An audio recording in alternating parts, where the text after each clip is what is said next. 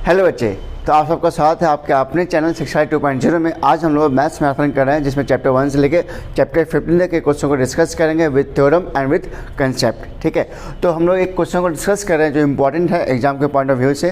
ठीक है, जो आपको 1 मार्क्स में या 2 मार्क्स में क्वेश्चन इस तरह के पूछे जा सकते हैं।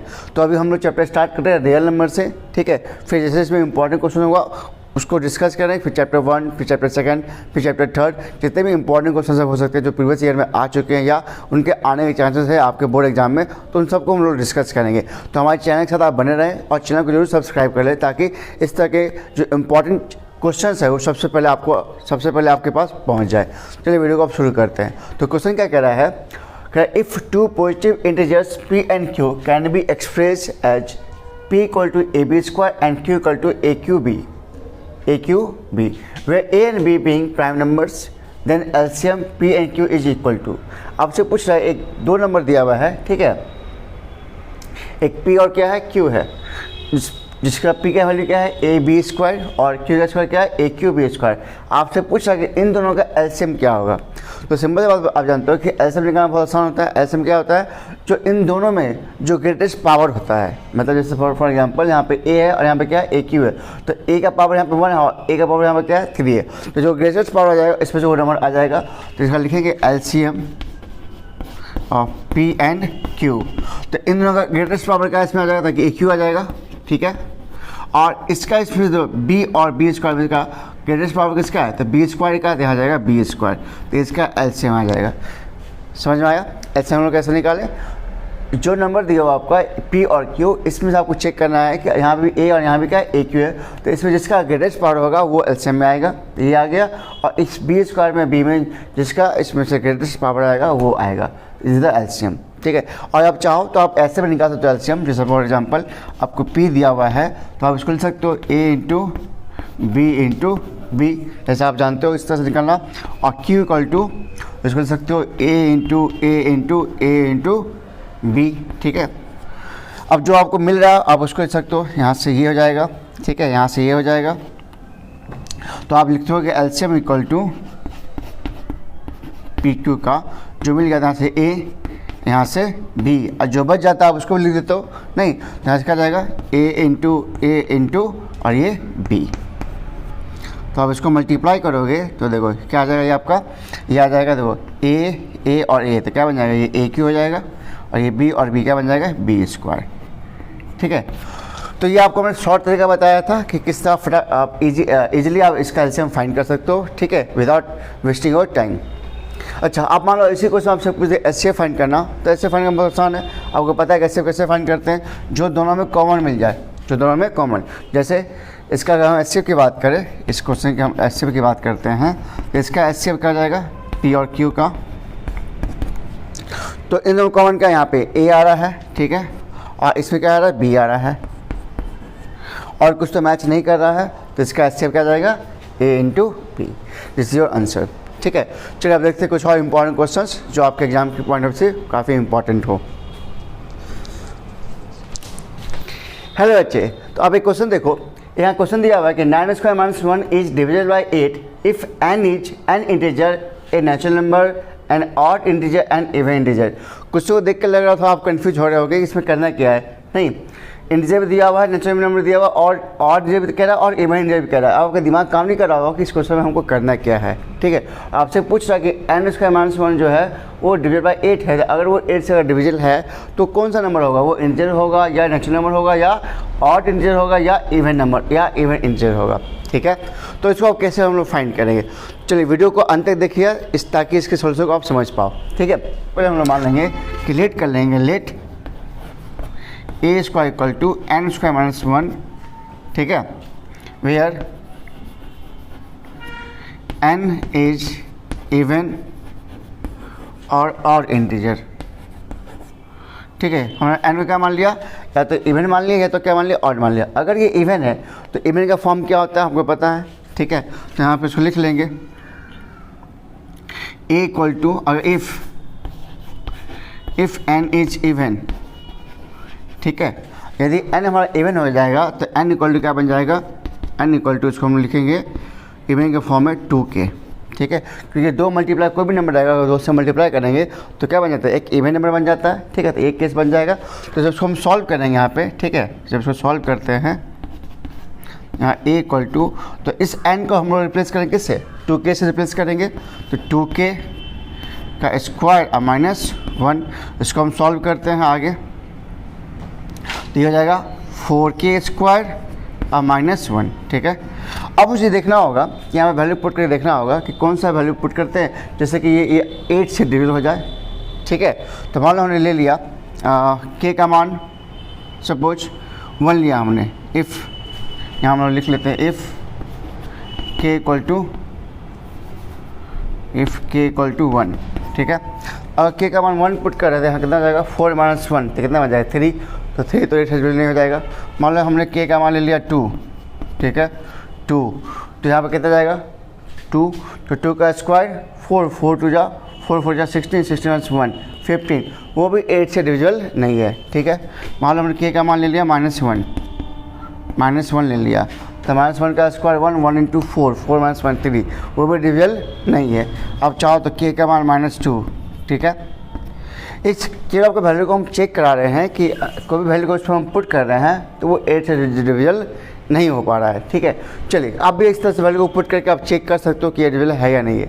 अब मुझे लेना है केस सेकेंड, जब ये ऑड हो। If n is, point number second, ठीक है, इफ़ n इज ऑड, यदि n ऑड हो तो इसका फॉर्म क्या बन जाएगा, तो n इक्वल टू 2k, ये इवन है, इसमें +1 कर देंगे, ये क्या बन जाएगा ऑड का फॉर्म।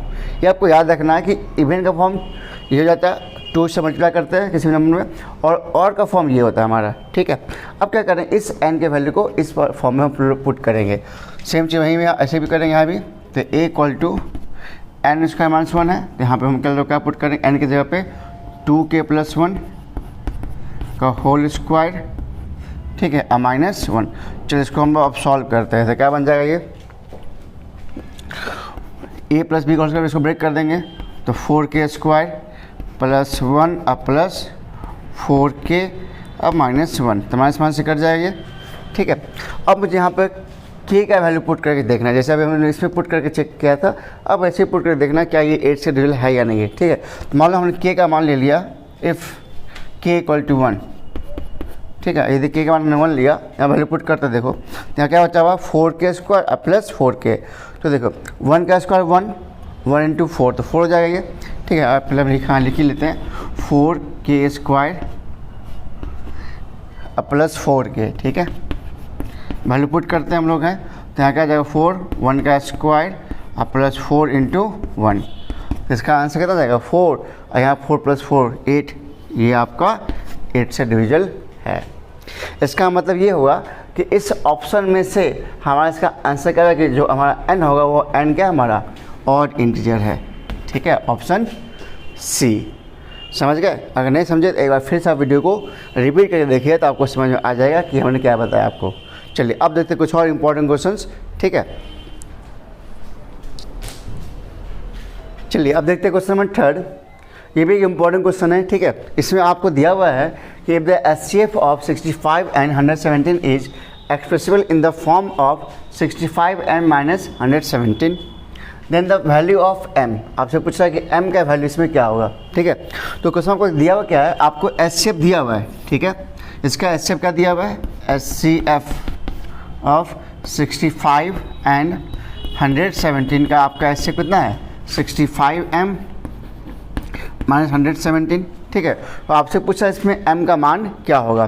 तो बहुत सिंपल सा क्वेश्चन है, आपको क्या करना है कि इन दोनों का आपको क्या फाइंड करना है, HCF फाइंड करना है। ठीक है, और इसका HCF फाइंड किया था, ये तो दिया हुआ है कि आपका ये HCF ही है, तो HCF के जब आप वैल्यू उसको पुट कर दोगे, इसका HCF क्या आया था, तो सिंपल से बता दोगे यहाँ पर 65 और 117 है, तो इस दोनों का HCF क्या जाएगा, तो आप सिंपल सा इसका पहले HCF निकाल लो। ठीक है, तो आप यहाँ लिख लो 65 का जाएगा 13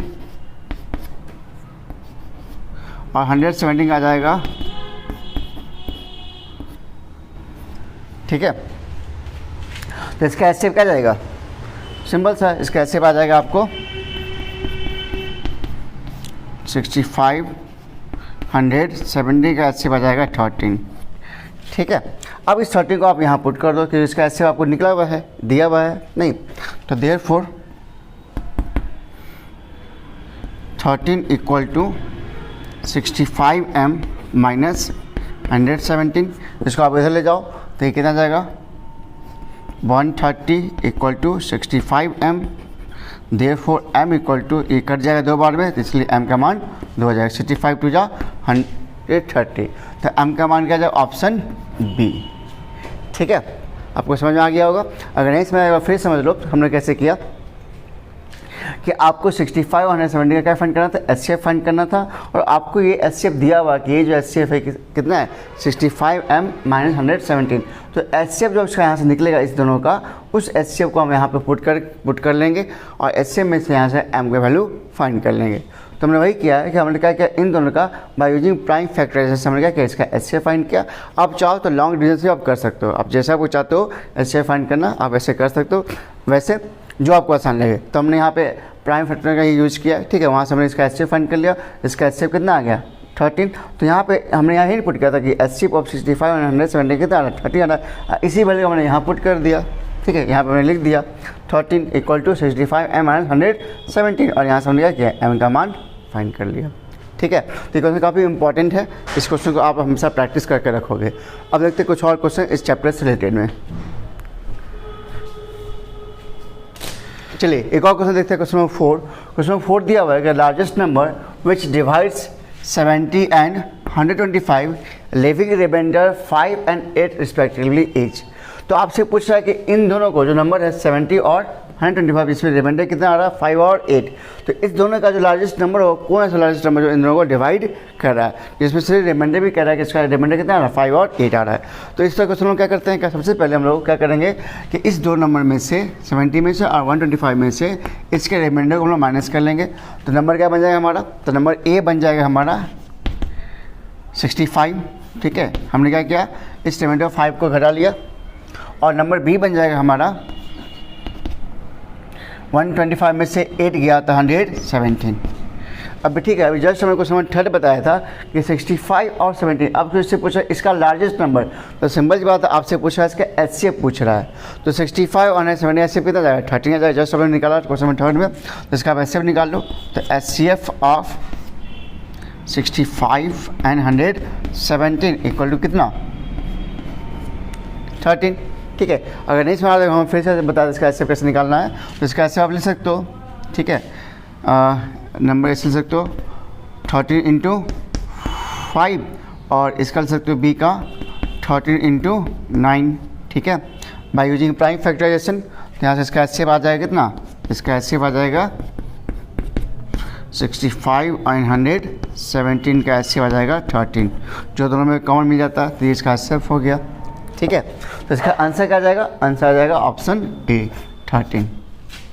ठीक है, चलिए एक और कुछ देखिए। क्वेश्चन नंबर 5 कह रहा है if two positive integers a and b are written as a equal to लिखा हुआ एक्स क्यू वाई स्क्वायर, ठीक है, एंड बी को लिखा हुआ x y q, where x and y are prime numbers, then HCF of a and b. आपसे पूछ रहा है कि ए और बी दिया हुआ है, इसका ए और बी का एचसीएफ क्या होगा। तो जस्ट आपको हमने एक क्वेश्चन बताया था एलसीएम वाला, एलसीएम ने क्या बताया, जिसमें जो भी कॉमन फैक्टर है उस कॉमन प्राइम फैक्टर का जो ग्रेटेस्ट पावर होता है वो उसका एलसीएम होता है। ठीक सिमिलरली इसी तरह एचसीएफ में जो लोएस्ट कॉमन प्राइम फैक्टर का जो लोएस्ट पावर होगा वह इसका एचसीएफ हो जाएगा। ठीक है, कहने का मतलब ये हो गया, जैसे आप देख रहे हो कि यहाँ पे ए, तो ए आपको कितना दिया हुआ है एक्स क्यू वाई स्क्वायर, और बी आपको दिया हुआ है एक्स वाई क्यू। ठीक है, तो अगर इसका हमको ऐसे फाइंड करना हो, ठीक है, तो अब देखो इसमें से लोएस्ट पावर, ठीक है, common prime factor, common prime numbers का जो लोएस्ट पावर हो, कॉमन प्राइम नंबर का जो लोएस्ट पावर, तो इन दोनों में बताओ लोएस्ट पावर कौन किसका है, तो वाई स्क्वायर का है, और इसमें लोएस्ट पावर किसका है एक्स का, तो यहाँ से आ जाएगा एक्स और यहाँ से निकल के आ जाएगा वाई स्क्वायर। तो इसका एचसीएफ आ जाएगा HCF of a and b equal to x y square. बहुत सिंपल सा क्वेश्चन था, तो इसका आंसर आ जाएगा option b x y square.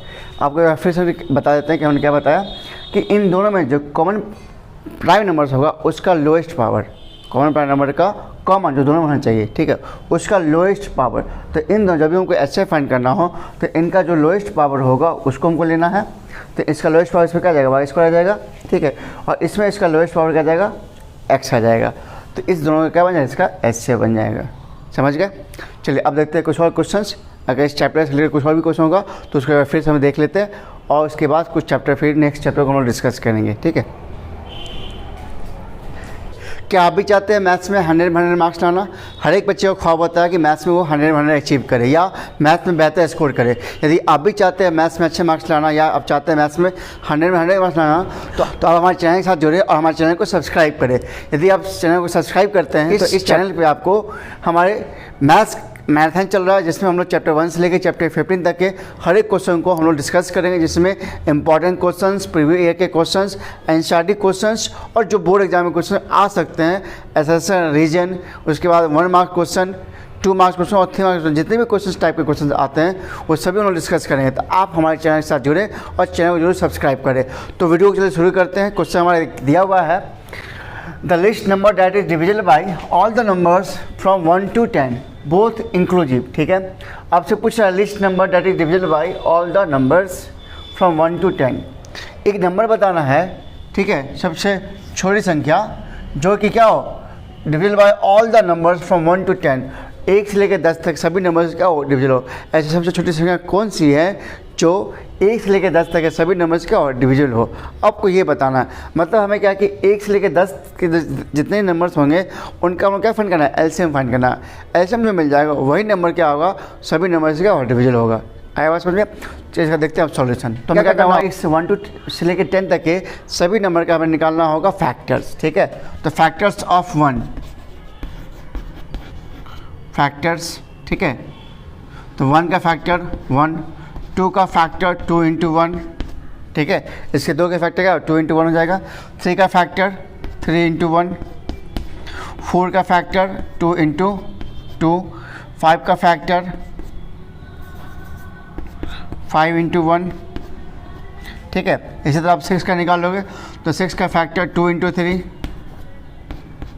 7 का फैक्टर 7 × 1, 8 का फैक्टर 2 × 2 × 2, 9 का फैक्टर 3 × 3 और 10 का फैक्टर 2 × 5, ठीक है। और आपसे पूछ रहा है कि ऐसा एक नंबर बताइए जो सबसे लिस्ट नंबर हो और वो सभी से का सभी नंबर 1 से लेकर नंबर 10 तक के, मतलब number 1, number 2, number 3, number 4 and so on. तो सभी 10 नंबर 1 से लेकर 10 तक के सभी नंबर से क्या वो नंबर डिविजिबल हो। इसका मतलब है कि हमें 1 से लेकर 10 तक का क्या निकालना होगा, एलसीएम निकालना होगा।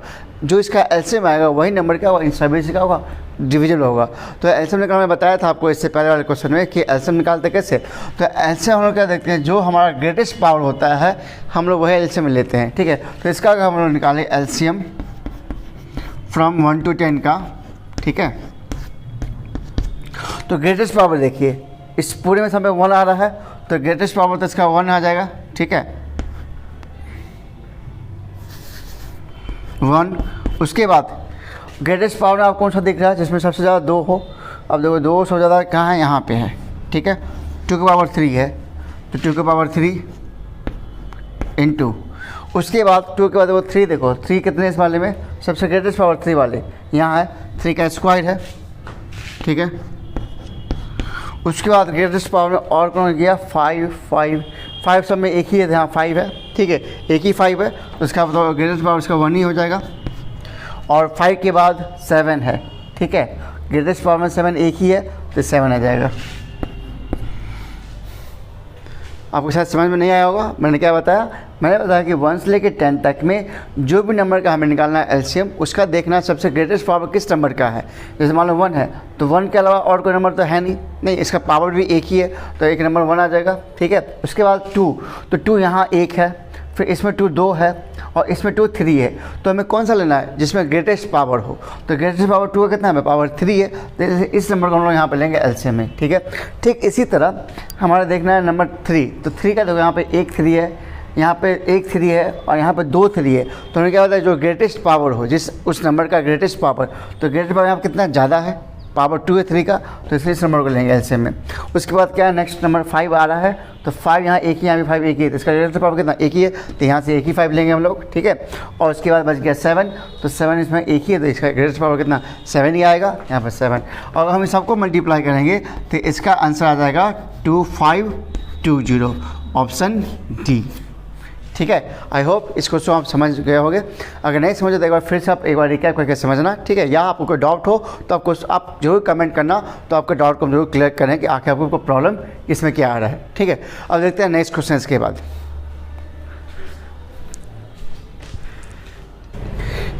तो अब क्वेश्चन नंबर 7 देख रहे हैं, ये आपके एनसीईआरटी में इस तरह क्वेश्चन आता है। आपके यहाँ पे क्वेश्चन पूछा है the decimal expansion of the rational number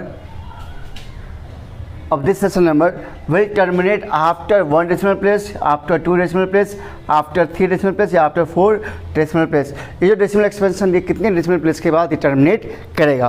तो आपने पढ़ा हो क्लास 10th में, नहीं आपके एक्सरसाइज 1.4 में, ठीक है, कि इसका हमें फाइंड करना होता है कि ये कितने डेसिमल प्लेस के बाद टर्मिनेट करेगा। तो आपने बताया, तो हमें एक कंडीशन में पढ़ा होगा कि टर्मिनेटिंग एक कंडीशन होता है कि अगर नीचे का जो हमारा रेशनल नंबर है, नीचे का जो होता है ये नंबर, अगर ये हमारा two the power n into 5 power m के फॉर्म में अगर आ जाए, इसको हम अगर एक्सप्रेस कर देते हैं तो इसको हम आसानी से निकाल सकते हैं कि कितने प्लेस के बाद ये टर्मिनेट करेगा, ठीक है। तो सबसे पहले क्या करेंगे, इस 1250 का निकालेंगे फैक्टराइजेशन, ठीक है। तो निकालते हैं 1250 का फैक्टराइजेशन, 2 से लगाएंगे, ठीक है, 625 आ जाएगा। फिर 5 से लगाएंगे 125, फिर 5 से 25, फिर 5 से और ये 5, ठीक है। तो इसका फैक्टराइजेशन ये आ गया 1250 का, ठीक है। अब लिखेंगे यहाँ पे 14587 बाई, इसका फॉर्म क्या लिखेंगे, तो 1 2 3 4, तो two the power 1 into 5 power 4। तो आपने पढ़ा होगा कि ये जो जितना भी इसका पावर है, हाईएस्ट पावर कितना 5 का पावर 4 है, तो जितना पावर है उतना ही पावर क्या करें, हम 2 को भी मल्टीप्लाई करेंगे, ठीक है। तो जितना मल्टीप्लाई करेंगे उतना ऊपर से क्या करेंगे, डिवाइड कर देंगे, ठीक है। जितना हम लोग इसका पावर कितना 4 है, ठीक है, तो हमें इस 2 का ही पावर क्या करना, 4 करना होगा। तो 2 का पावर 4 करने के लिए यहाँ पर पावर 1 है, तो हमें कितना और चाहिए, पावर 3 चाहिए, नहीं तभी तो इसका पावर 4 हो जाएगा, ठीक है। ध्यान आपको रखना कि इस दोनों का जो पावर है n और m का पावर सेम होना चाहिए। इसलिए सेम होना चाहिए क्योंकि ये दोनों फिर मल्टीप्लाई होता है, 5 2 जा 10, ठीक है। और जब 10 के फॉर्म आ जाएगा तो हमारा डेसिमल एक्सपेंशन निकालना क्या आसान हो जाएगा। तो आपको ध्यान यही रखना है कि सबसे पहले हम लोग क्या करेंगे, इस जो भी नंबर नीचे दिया रहेगा उसको हम लोग निकालेंगे फैक्टराइजेशन। निकालने के बाद हम लोग देखेंगे 2 के पावर n और 5 पावर m का फॉर्म अगर है तो वो टर्मिनेटिंग होगा, ठीक है। उसके बाद क्या आपको ध्यान रखना है, उसके बाद रखना है कि इसका जो पावर है वो पावर सेम होना चाहिए। अगर पावर सेम नहीं है तो पावर को हम लोग सेम करेंगे। जैसे अब आप देख रहे हो कि 5 का पावर 4 आ रहा है और 2 का पावर कितना 1 आ रहा है, तो दोनों का पावर सेम नहीं है। तो हमने क्या कि पावर को सेम करने के लिए जितना पावर का कम था उतना पावर हमने मल्टीप्लाई किया, और जब मल्टीप्लाई करते उतना पावर हम लोग क्या करेंगे, डिवाइड भी करेंगे, ठीक है। अब आप करोगे क्या करोगे, उसको मल्टीप्लाई कर लो, तो 2 द पावर 3 का पावर मतलब क्या हो जाएगा, 8 हो जाएगा। उसको हम लोग सॉल्व कर लेते हैं यहीं पर।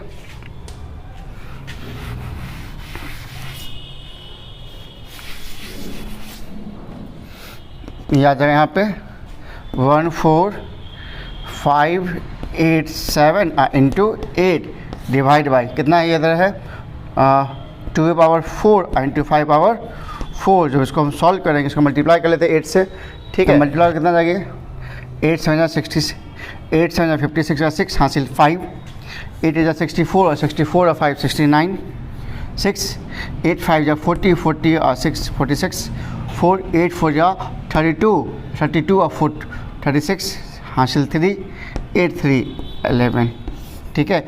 और नीचे जाए 10 की पावर 4।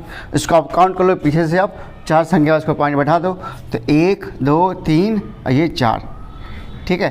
तो इसका आंसर कितना जाएगा, 4 डेसिमल प्लेस। 4 डेसिमल प्लेस पर क्या टर्मिनेट करेगा। होप आपको इसमें आ गया हो। और अगर इस तरह आपको क्वेश्चन निकालने अगर पूछा जाता है निकालने के लिए, तो आपको ये भी पूछ सकता है क्वेश्चन में कि इसका ये टर्मिनेटिंग है या नहीं है। आपसे ये भी क्वेश्चन पूछ सकता है ये टर्मिनेटिंग है या नहीं है। तो उसका ये प्रोसेस यही है, आपको क्या करना है कि इस नंबर का फैक्टराइजर फाइंड कर, जो भी नंबर नीचे दिया रहेगा उसका आप पहले फैक्टराइजर फाइंड कर लोगे, उसको 2 to the power n और 5 पावर n के फॉर्म में एक्सप्रेस करोगे। अगर इस फॉर्म में अगर नहीं है तब तो वो नॉन टर्मिनेटिंग है, ठीक है। अगर इस फॉर्म में है तो टर्मिनेटिंग होगा। 2 और 5 के अलावा कोई नंबर और उसमें नहीं होना चाहिए, या तो 2 या तो 5 या 2 और 5 दोनों होना चाहिए। उसके अलावा कोई नंबर होता है तो टर्मिनेटिंग नहीं होगा। उसके बाद क्या करना है, हमको दोनों का पावर्स को सेम करना होता है। अगर पावर सेम है तो कोई दिक्कत नहीं, अगर पावर सेम नहीं तो पावर को हम लोग सेम करेंगे, जिसका पावर कम होगा। जैसे यहाँ पे 5 का पावर 4 था, 2 का पावर कम था, तो हमने 2 के पावर को इक्वल कर दिया। यदि 2 का पावर ज़्यादा होगा और 5 का पावर कम होगा तो 5 के पावर को आप इक्वल करोगे, ठीक है। तो हमने क्या किया, ऊपर से इसको मल्टीप्लाई कर दिया, उसके बाद जो भी ऊपर नंबर आया उसको हमने मल्टीप्लाई कर दिए, ठीक है। और नीचे इसको हमने मल्टीप्लाई कर लिया 2 पावर 4। आगे दोनों फिर क्या, ये जो फॉर्म देख लो ये एक फॉर्मूला पे आ जाता है a to power m i into b के पावर m। इसका क्या होता है फॉर्मूला, ए बी के पावर m, ठीक है। तो ये हमने लिख दिया, इन दोनों को मल्टीप्लाई कर देंगे 10 पावर 4। अब 4 प्लेस के बाद हम 4 प्लेस के बाद यहाँ से फिर से गिन के पॉइंट को बैठा देंगे, तो 1 2 3 4, तो 4 प्लेस के बाद इसका क्या टर्मिनेटिंग ये हो जाएगा। आप सही क्वेश्चन पूछ रहा था, ठीक है। आई होप आपको ये समझ में आ गया होगा। क्वेश्चन नंबर 8 है, कह रहा है कि नंबर 0.57 पर रेकरिंग है इन the form of P by Q. आपको इसको एक्सप्रेस करना है पी बाई क्यू के फॉर्म में, ठीक है। तो क्वेश्चन बहुत ही सिंपल है। अगर किसी नंबर को एक्सप्रेस करना पी बाई क्यू के फॉर्म में जिस पर रेकरिंग होता है, आपको पता है कि जितना रेकरिंग होता है आप उस नंबर को लिख दो 57, ठीक है। अब बाई उसके बाद देखो पॉइंट पर कितने संख्या है, 2 संख्या है, इसका मतलब नीचे कितना जाएगा 100 आ जाएगा। और कितने पे रेकरिंग नहीं, एक संख्या पे रेकरिंग नहीं है, इसलिए -1 करेंगे, इसका आंसर आ जाएगा 57/99। तो ये तो हो गया सिंपल सा ट्रिक से हो गया। अब ऐसा निकाल सकते हो, ठीक है। तो इसका ऑप्शन क्या जाएगा, बी हो जाएगा। अब इसको चाहो तो लॉन्ग प्रोसेस से निकाल सकते हो। लॉन्ग प्रोसेस हम लोग कैसे निकालते हैं, तो आप देख लो, लॉन्ग प्रोसेस से आपको बता देते हैं हम, ठीक है।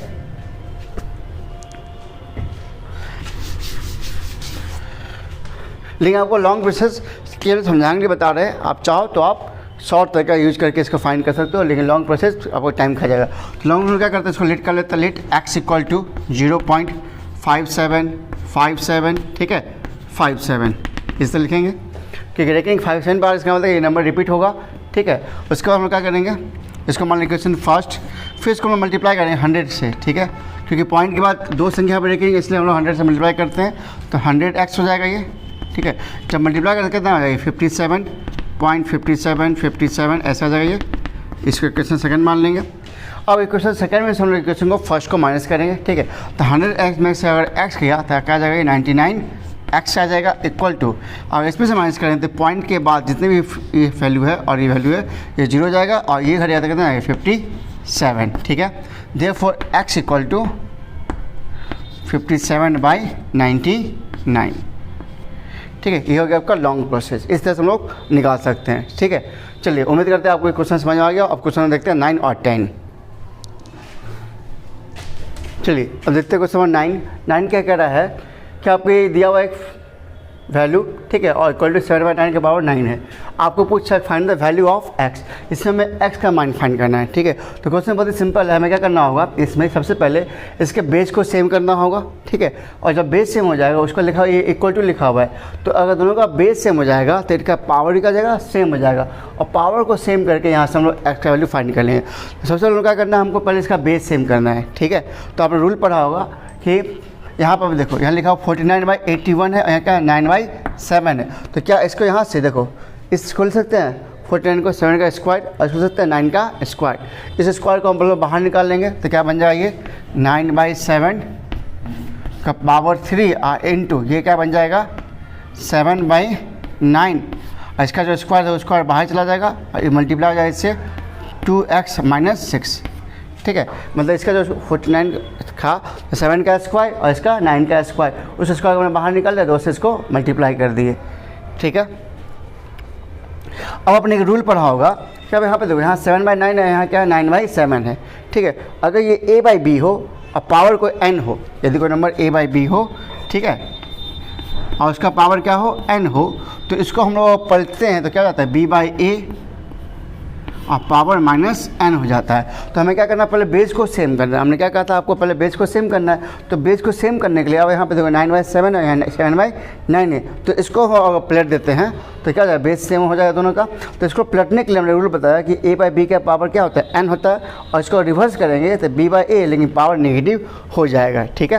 तो यहाँ पर हमको यही करना आता है। यहाँ पर क्या करेंगे, इसको लिखेंगे 7/9 का पावर कितना 3, ठीक है, इंटू -3 इंटू 7/9 का पावर, इसको मल्टीप्लाई कर लेते हैं, 2 × 4x और माइनस 6 टू जा 12, हाँ इक्वल टू आपको दिया हुआ कितना 7/9 का पावर कितना 9, ठीक है। ये हमारा बन गया क्वेश्चन। आप देखो दोनों का बेस सेम है, बीच में क्या है मल्टीप्लाई है, तो मैं रूल पढ़ा है अगर बेस सेम हो बीच में मल्टीप्लाई दोनों का क्या पावर ऐड हो जाएगा, तो इन दोनों का पावर को ऐड कर लो तो क्या बन जाएगा ये 7/9, ठीक है। इनका पावर ऐड करेंगे तो 4x और -12 और -3 तो -15 हो जाएगा, इक्वल टू 7/9 का पावर 9। अब वहाँ पे देखो ये बीच में आ गया इक्वल टू, ठीक है। इसके बाद दोनों का बेस सेम है और बीच में लिखा हुआ है इक्वल टू, अगर दोनों का बेस सेम है तो पावर भी क्या सेम हो जाएगा,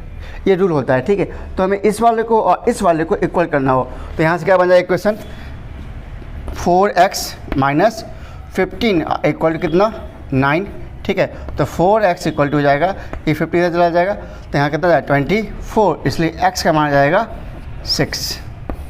दिस इज योर आंसर। तो ऑप्शन डी समझ में आया, ठीक है। चलिए अब देखते हैं क्वेश्चन नंबर 10 इसके ऊपर। If HCF of A and B 12 है और इसका A और B का प्रोडक्ट दिया कितना 1800, तो आपसे पूछा इसका LCM, ठीक है। तो आपने एक फॉर्मूला पढ़ा होगा, ठीक है, इसी चैप्टर में HCF इंटू LCM इक्वल क्या होता है A इंटू B होता है, ठीक है। और आपसे क्या पूछा है, आपसे पूछा है LCM, तो आपके पास HCF तो दिया हुआ है, ये कितना HCF दिया हुआ है 12 दिया हुआ है, आप 12 पुट कर लो इंटू LCM, और इस A और B का आपको प्रोडक्ट दिया कितना 1800, ठीक है। यहाँ 1800 पुट कर लो, तो आपको यहाँ से निकालना है LCM, तो LCM इक्वल टू जाएगा 1800 बाई 12, उसको आप कट करो तो आ जाएगा 150, ठीक है। तो ऑप्शन सी इसका आंसर हो जाएगा, ठीक है। तो उम्मीद करते हैं कि आपको चैप्टर रियल नंबर से हमने लगभग टॉपिक को मैंने डिस्कस कर दिया, और हो जाता है कि आपका कोई भी डाउट्स हो इस चैप्टर से तो आप मुझे जरूर कमेंट करें। जो भी क्वेश्चन ऐसा हो जो आपसे नहीं समझ में आ रहा है या आपको कोई प्रॉब्लम हो तो आप मुझे कमेंट करके पूछ सकते हैं, ठीक है। और मैंने इस चैप्टर से रिलेटेड जितने भी टॉपिक में क्वेश्चन हो सकते हैं हमने सब डिस्कस कर लिया है। अब हम लोग चैप्टर सेकंड में करेंगे, जिसमें हम लोग पढ़ेंगे चैप्टर सेकंड का पॉलिनोमियल्स के बारे में, ठीक है। उसके बाद चैप्टर थर्ड, चैप्टर फोर्थ, इस तरह हमारा चैप्टर का सीरीज चलेगा। और जो भी इंपॉर्टेंट क्वेश्चन हैं आपको इस वीडियो के अंदर इस चैनल पर आपको जरूर मिलेंगे। इसमें एसएसएल रीजन में हम लोग डिस्कस करेंगे, एमसीक्यू भी डिस्कस करेंगे, शॉर्ट लॉन्ग हर तरह को हम डिस्कस करेंगे। इसलिए आप इस चैनल को सब्सक्राइब करो और हमारे चैनल से जुड़े रहें, और साथ ही साथ आप लोग बेल आइकन को भी प्रेस कर लें, जिससे कि इस चैनल में जो भी वीडियो सबसे अपलोड हो वो वीडियो सबसे पहले आपके पास पहुंचे, ठीक है। तो मिलते हैं नेक्स्ट वीडियो में हम लोग नए चैप्टर के साथ। तब तक के लिए आप सब लोग अपना ख्याल रखें और मन लगा के पढ़ें, जिससे आपका मैथ्स में भी 100 में 100 स्कोर करे। और मेरा ये कोशिश रहेगा कि आप सभी को हम लोग अपने वीडियो के माध्यम से 100 में 100 मार्क्स दिलाने का प्रयास करें। तो मिलते हैं नेक्स्ट वीडियो में, तब तक के लिए बाय बाय।